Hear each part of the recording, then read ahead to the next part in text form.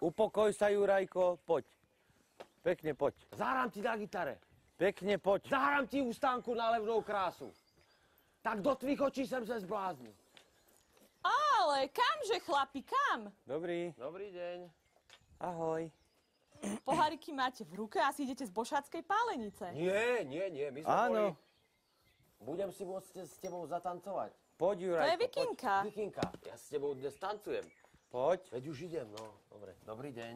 Dobrý deň. Pochváleň. Miluj sa. Poďte ďalej. Jej. Poď sa To je pozrieť. voda. Čo? Nech sa páči. Jej.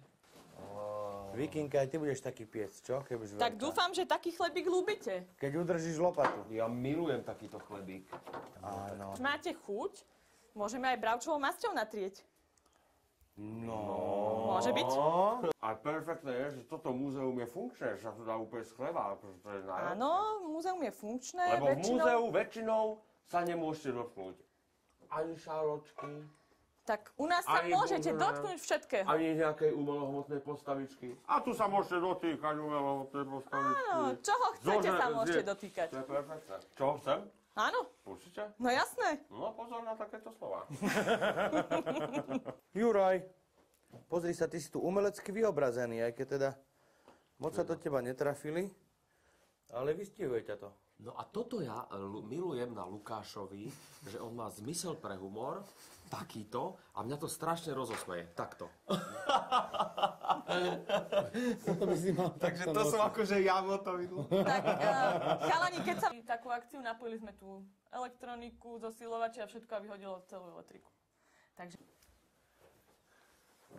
Asi by sme mali byť my tu.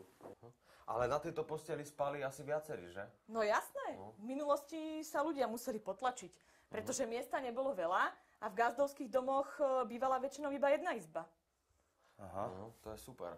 Ale nemôžeme to vyskúšať, že či sa napríklad my dvaja... No môžete, nech sa páči.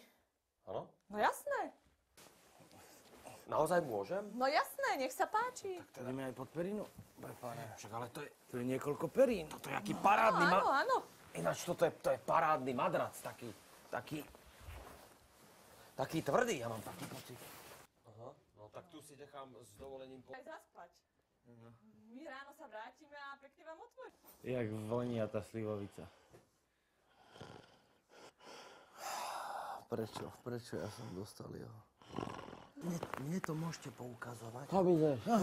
Nechaj zbieť. Ja sa bojím, nechaj.